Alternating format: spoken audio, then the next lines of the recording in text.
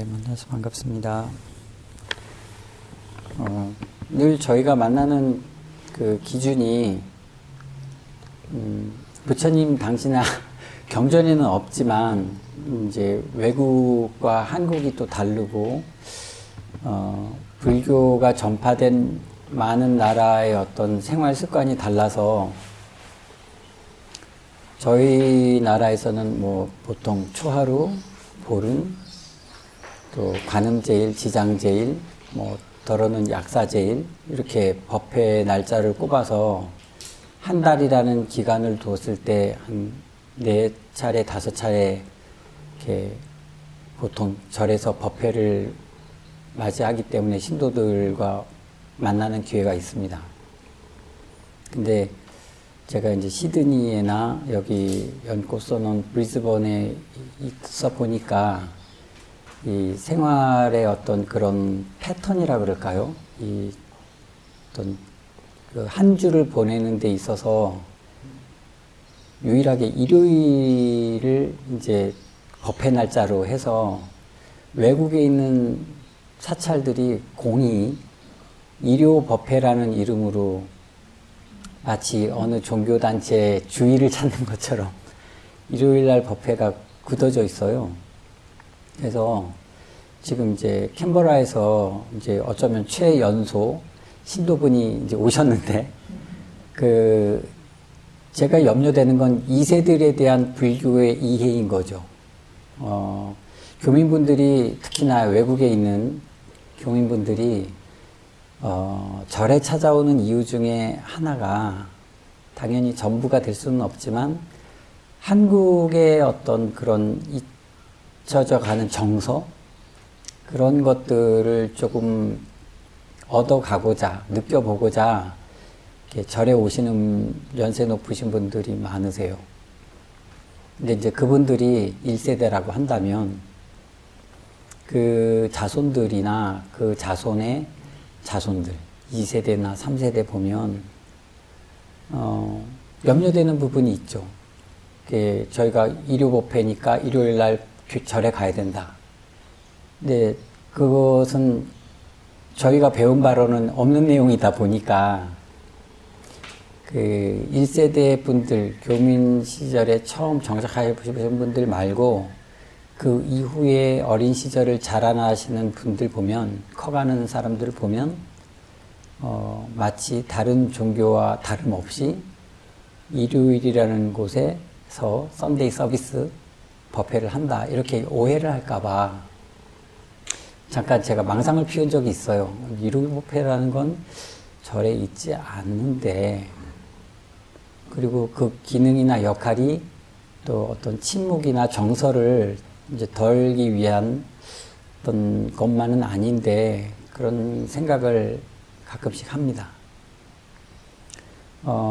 지금 저희가 한국과는 전혀 다른, 요즘은 이렇게 소통이 잘 되고 교통편이 좋아서 그런지 한국을 오고 가는 분들이 많이 계시지만, 그래도 그 터전이, 기본적인 터전이 이제 교민이라는 이름으로 외국에 사시다 보니까, 외국적인 정서와 어떤 생활 습관이 많이 닮아가지 않나 싶어요.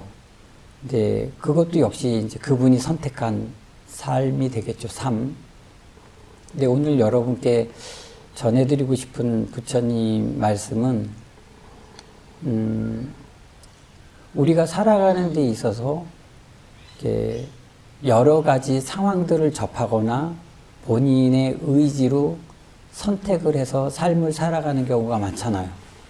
특히나 예외인 경우는 나이나 성별에 직업에 상관없이 후천적으로 다가오는 일들이 있어요. 불치병이라든지 사고 같은 거, 아니면 드물긴 하지만 본인이 선택이 잘못되어서 옳지 않은 인연관계로 인해서 삶 자체가 송두리째 바뀌는 것.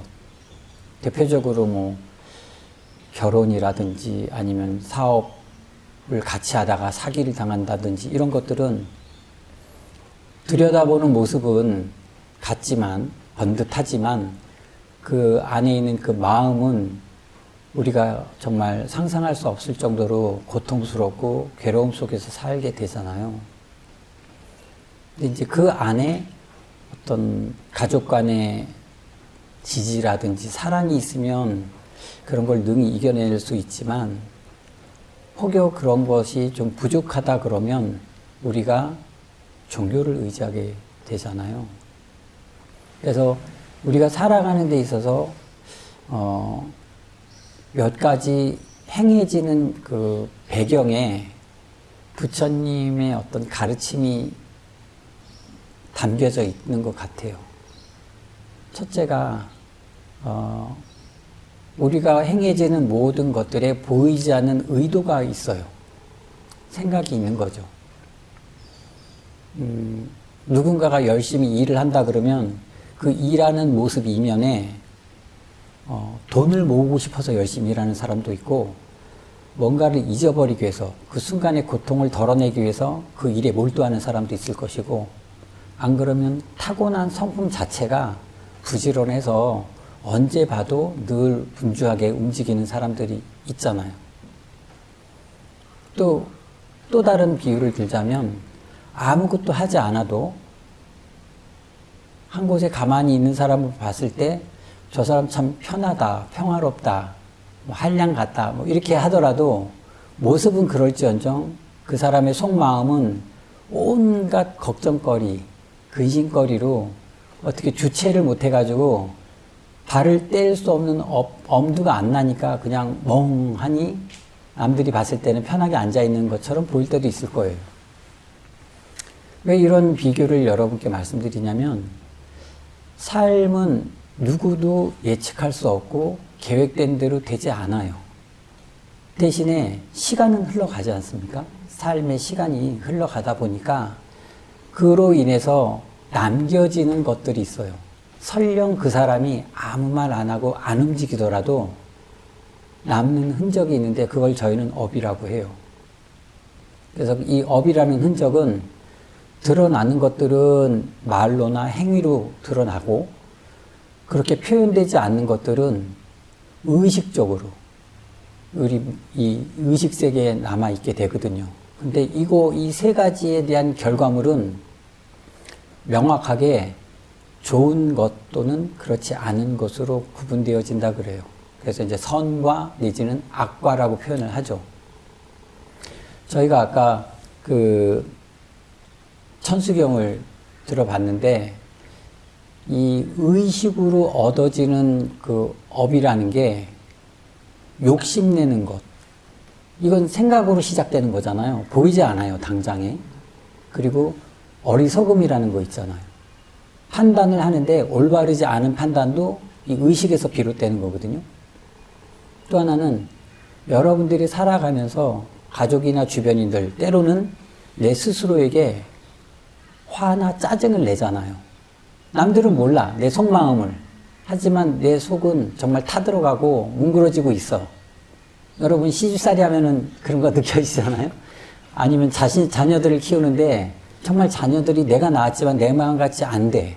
그러면 어디 가서 하소연도 못하고 이거 뭐 비난도 못하고 속으로 삭히게 된단 말이죠. 이게 전부 다 병으로 가는데 이 짜증이나 화도 내가 표출하지 않으면 보이지 않아요. 하지만 존재해. 이것도 업인 거예요. 또 하나는 아까 천수경에 말했듯이 우리가 입으로 표현되어지고 짓는 업이 있어요. 거짓말이 그런 거죠. 거짓말. 살다 보면 과장돼서 얘기하거나 없는 걸 있게 얘기하거나 이걸 기어라고 그러죠. 이제 꾸며서 얘기하는 말. 이간시키는 말도 있고 거짓말도 있고 그리고 대표적으로 상처 주는 말이 있잖아요. 욕 같은 거, 뭐 해서는 안 될 이야기들, 차별적인 이야기들. 이거는 뭐 거래가 있어서 모양이 있거나 그런 건 아니지만 그 무게나 뾰족함이 비수와 같아요. 사람에게 상처를 주면 이게 쉽게 낫지를 않아. 그리고 오래 가요. 그리고 아프기도 엄청 아파. 그것만 생각하면 막 심장이 벌렁거리고 부들부들 떨리기도 하고 어떨 때는 분해서 눈물도 나고 억울해서 이것도 업으로 남는 거죠.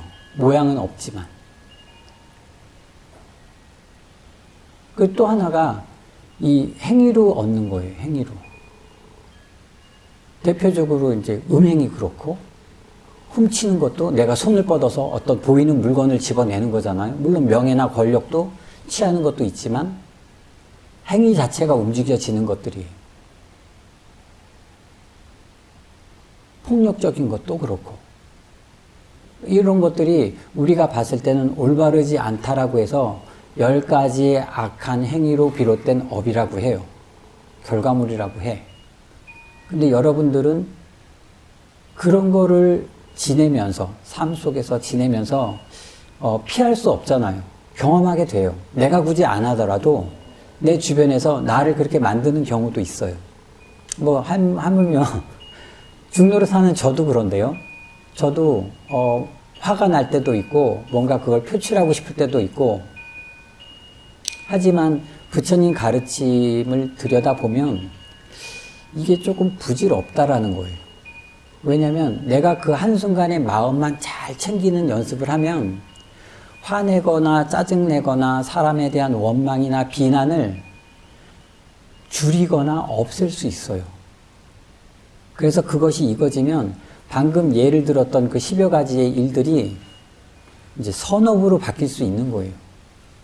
뭔가 고통스러워하고 힘들어하는 사람에게 좋은 말로서 안심을 시키거나 위로를 주거나 격려나 지지를 해준다 그러면 그 사람이 설령 짜증이 나고 화가 나더라도 그걸 표출하기 이전에 뭔가 도움을 받는다 그러면, 그걸 본인 스스로가 생각을 한다 그러면 업을 달리 하는 거죠.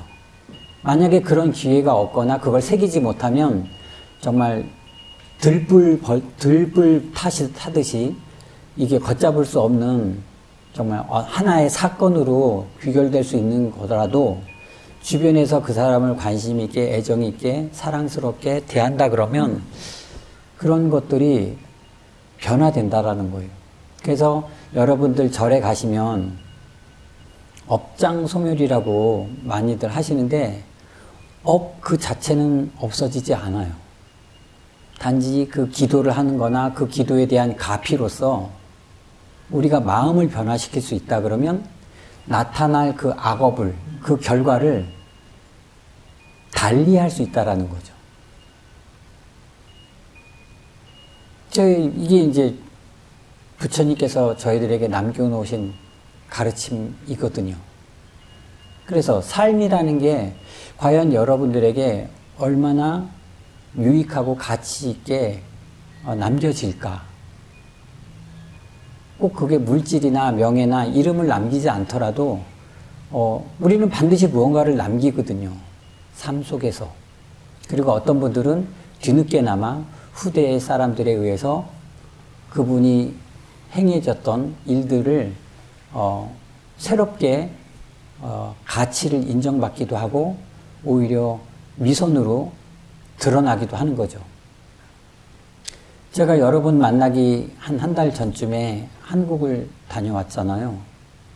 근데 그 조각을 하셨던 분이, 비문을 만드셨던 분과 함께 한 자리에 있었던 그 스님이 그런 얘기를 했어요. 저한테는 그게 크게 와닿았었는데, 우리 옛날에 국사책 같은 거 보면 진흥왕 순수비, 광개토 대왕비, 아니면은 척화비 해가지고 옳고 그른 어떤 내용들을 돌에다 새겨서 후대 사람이 그 역사적인 사실을 인지할 수 있도록 남기잖아요. 여러분 세미터리 가면 묘지에 간단한 문구라도 남겨놓잖아요. 그건 이제 후대 사람이 보게 되잖아요. 근데 세상이 변하다 보니까 과장된 사실이나 없는 사실을 추가해가지고 그 스님의 재력이나 아니면 유명인들의 어떤 그런 행적을 왜곡되게 기록하는 게 있다라는 거예요. 특히 절집안에서도. 근데 그 비문을 금석학이라 그러는데 그거를 연구하는 분 이야기를 들으면 예전 시절에는 사초처럼 왕실에서 회의를 하거나 왕이 내뱉은 일들을 기록하잖아요. 대표적으로 조선왕조실록 같은 거. 그런 사관들이 그거를 거짓 없이 기록해서 왕이 못 봐. 그걸 보관하잖아요.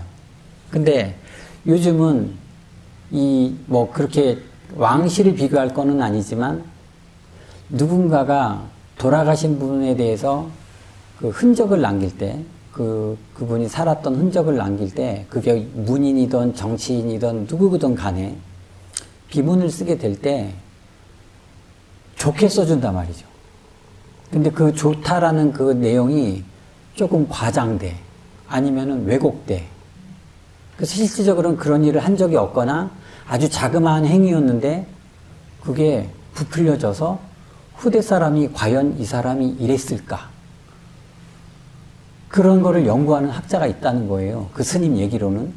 그래서 최근 들어서 쓰여지는 그게 유생이나 아니면 스님들이나 유명인이나 그런 흔적들에 대해서 요즘은 정보가 너무너무 정확하고 많다 보니까 그걸 고증한다는 거예요. 연도나 장소, 이름, 이런 것들을 이제 조사해가지고 실제 그때 이 사람이 그 장소에서 이 일을 했는지 안 했는지.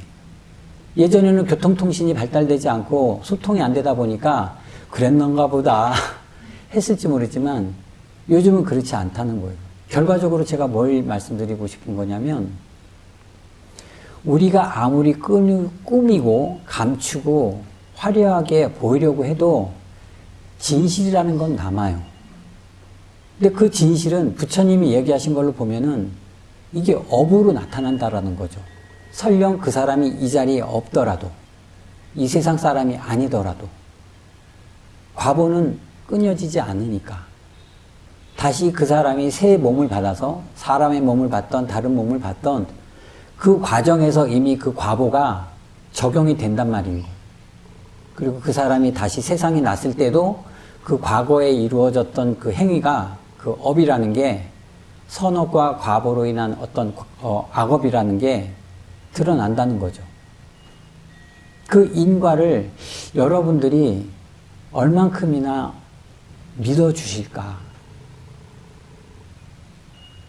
어떤 사실 유무나 행위 자체에 대한 어떤 가감이 아니라 진의가 아니라 여러분들이 행해지는 말이나 행동이나 의식으로 빚어지는 이러한 결과물들이 가식이라 그러면 의도가 나쁜 거잖아요.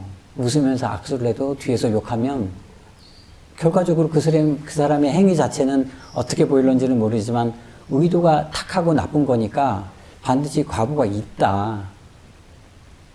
그걸 여러분들이 알아주실까? 이렇게 장황하게 여러분께 말씀을 드린 거는 삶이라는 게 고되고 힘들고 뜻대로 되지는 않지만 내가 의도한 그 기준점이 시작된 그 첫 단추가 올바르면 반드시 그 성과가 옳게 나타날 거라는 거죠. 그 기준이 흔들리지 않으면 거기에 대해서 과정이 힘들더라도 노력을 할 거니까. 왜냐하면 좋은 의도로 시작되어서 좋은 의도로 가지고 흔들림 없이 했다 그러면 그 방법이나 기간 어떤 거기에 소요되는 여러 가지 조건들이 문제인 거지 그 뜻이 훼손되지는 않을 거라는 믿음이라는 거죠. 근데 중간에 그걸 어렵게 생각해서 심지어는 삶을 포기하는 사람이 있다는 거예요.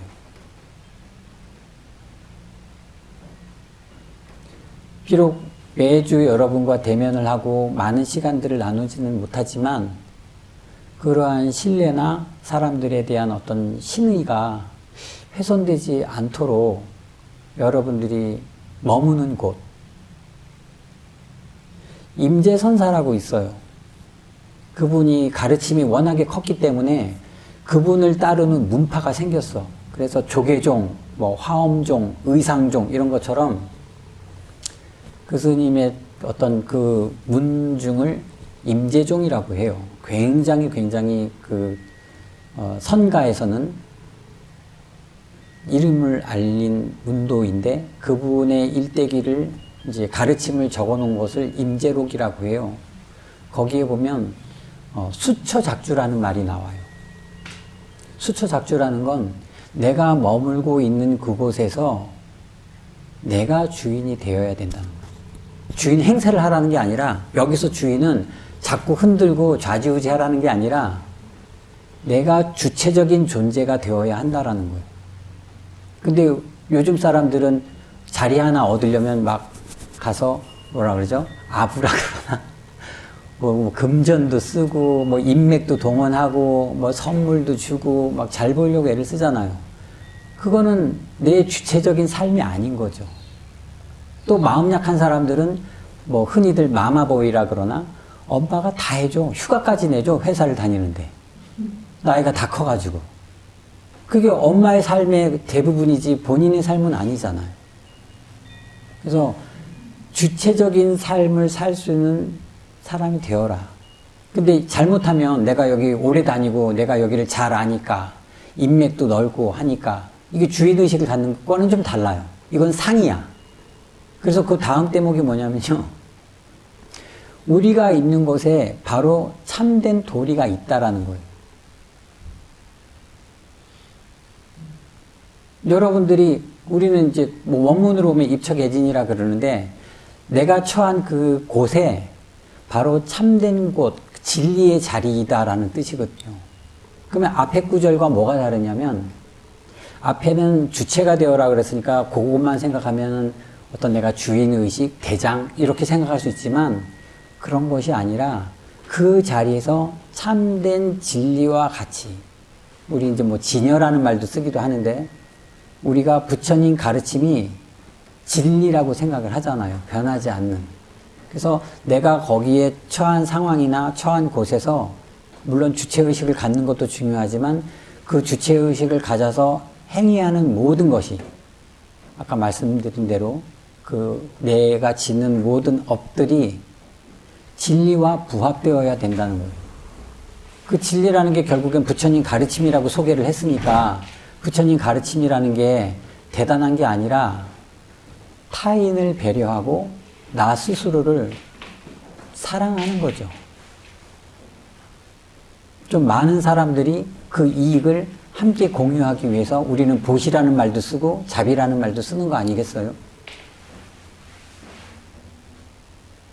여러분들이 가정에서나 직장에서나 저는 이 절에서나 아니면 승려로서 다니는 어떤 곳에서라도 비굴하지 않고 뭔가 사람들에게 추한 모습을 보이지 않고 내 주체적으로 살아야 하는데 그 행위의 기본이 부처님의 참 진리라는 거죠.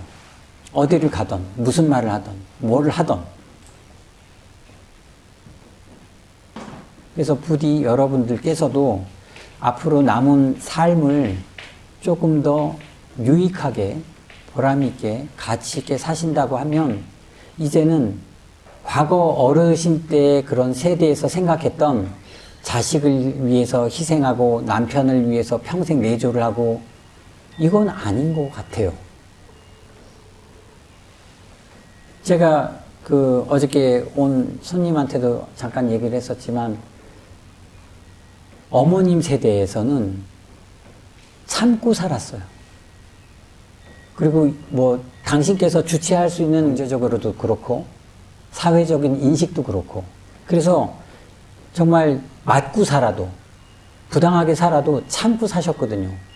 손가락질이 들었고 비난이 들었고 시대가 허락을 안 했기 때문에 그리고 그거를 당연시 여겼을지도 모르지만 안타깝게도 그런 뒤안길을 돌아보면 그분은 독립된 인격체임에도 불구하고 그분의 삶은 없었던 거죠.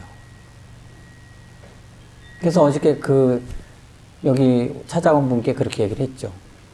예전에 어떤 분 돌아가실 때 유언을 남겼는데 난 절대 네 할아버지 옆에 묘소에 안 쓴다. 딴 데 묻어다고 하고 돌아가셨거든요. 유언이 그거였어요. 얼마나 시집살을 하고 남편한테 시달렸으면 그 죽어가는 자리에 그 선산에 묘소를 마련했는데 그 옆에 묻히고 싶지 않다. 당신의 인생이 철저히 무시된 삶을 사신 거잖아요. 그러니까 여러분들께서는 이건 뭐 제가 극단적인 예인지는 모르지만 주체적인 삶을 살아주시길 바래요. 여러분들의 남은 삶, 남은 곳에서 그 시간의 가치를 소중히 여기셔서 조금 후회가 없는 의미 있는 삶을 살아주셨으면 좋겠습니다. 오늘 법회는 이것을 마치겠습니다.